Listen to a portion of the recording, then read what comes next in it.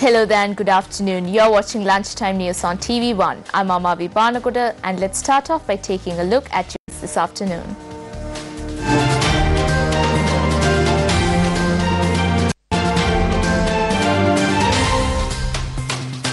President plants a tree sapling at an auspicious time. Lacking public transportation services, general public visiting relatives inconvenienced. 2 dead and 11 hospitalized during the past 24 hours. Gem heist gone wrong in Negombo.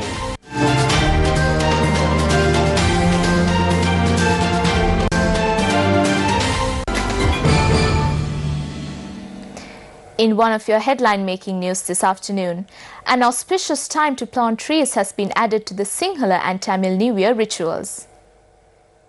According to a release issued by the President's Media Division, saplings should be planted while dressed in white, facing east at 11:17 a.m. today. President Maithripala Sirisena planted a sapling at the auspicious time at the President's official residence. People who left home for their New Year season are expected to return to the city tomorrow. Newsfirst filed a report on this. Sri Lanka Transport Board said more than 1,500 additional buses are deployed from outstations to Colombo. Meanwhile, National Transport Commission has made arrangements to deploy additional private bus services for the people travelling from outstations to Colombo tomorrow. Charging passengers with higher fares than the usual amount has become a norm during the festive season. National Transport Commission said higher than stipulated bus fares cannot be charged and passengers can lodge their complaints to 1955 in an event such practices takes place. Meanwhile, the Railway Control Room said special train services are deployed due to the festive season. The Control Room further noted the train journeys will take place according to the schedule from tomorrow onwards. It has been 5 years since the Ussana water project that was constructed in the Rajangania has not been vested in the public yet. The project was implemented to supply water to the cultivations of the area. This project was implemented in 2014 by the Ministry of Economics under the Yalipuvudemu project. Although the project is being completed, the residents in the areas are uncertain about the standards of the project.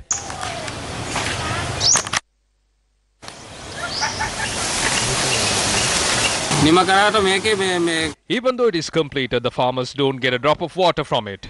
We are paying taxes for these. These are getting destroyed, but they are saying that we are in a debt to the country. We have become debtors because of these things.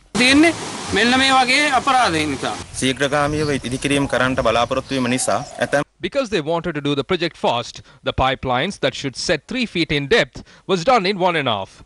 We are worried about the fact that they have not done the project properly. The residents said that the project has the capacity to provide water to around 750 farmers. We thought with the change of the government this will be done, but nothing of that sort happened. These are public money. This can be solved within weeks. 410 people have been hospitalized over the past 2 days and are receiving treatment at the accident unit of the National Hospital. A spokesperson said that 203 injured are currently receiving in-house treatment. 13 people were admitted for motor accidents, 49 for various accidents at home, and 36 were admitted after sustaining injuries over various incidents of violence. A spokesperson said 6 people were hospitalized following accidents involving firecrackers. The National Hospital says there has been an 8% hike in incidents in comparison with this time last year. Meanwhile, several vehicles have collided with each other between the Kurundugaha-Tempa and Valipanna entrances towards Matara along the Southern Expressway. The accidents have occurred due to the rainy conditions experienced last evening and no injuries were reported. Our correspondent said vehicular movement was disrupted due to the accidents. Distribution of water to many parts of the island have been hindered due to the prevailing dry condition. Against such a backdrop, a news about a water leak that the responsible authorities have turned a blind eye on was reported from Chilau. A water pipeline to the Dadaroya that belongs to the Water Supply and Drainage Board burst on the 13th of this month. Our correspondent said that even at the moment, steps are not taken to stop the leakage of water, even after several complaints were lodged to the Chilav office of the Water Supply and Drainage Board. This is a crime. People don't have water to drink or bathe and water is wasted in this manner. The officials should take some measures to stop this. The water that can be utilized on a daily basis is wasted in this manner. Police arrested 4 people connected to a gemstone heist from Negombo while the gemstone was discovered from Maharagama last evening.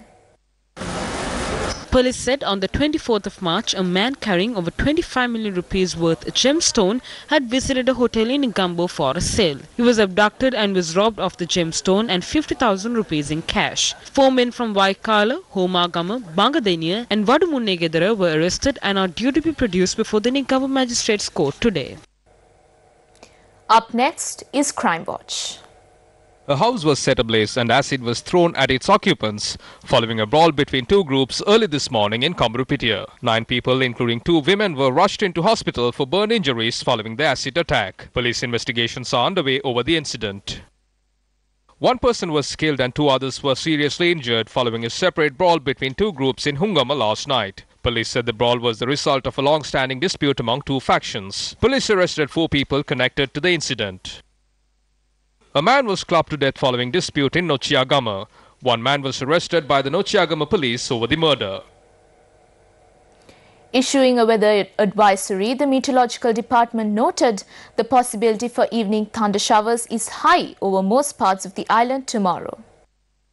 The department noted during the dry weather season, additional consumption of water, resting in shade, wearing white or lighter clothes, and taking additional care of the elderly and ill is of utmost importance. Meanwhile, the director at the Department for Disaster Management Centre, Pradeep Kodipili, said more than 500,000 people were affected due to the prevailing dry weather conditions. The meteorological department further noted showers or thunder showers will occur at several places in central, Sabragamua, southern, Uva, northwestern and western provinces and in Anuradhapura, Bhavnia and Mana districts after 2 p.m. Fairly heavy falls above 50 millimeters can be expected at some places in Sabragamua, central and Uva provinces and in Gaul, Mathura and Kalutara districts. The department noted during the dry weather season, additional consumption of water, resting in shade, wearing white or lighter clothes and taking additional care of the elderly and ill is of utmost importance.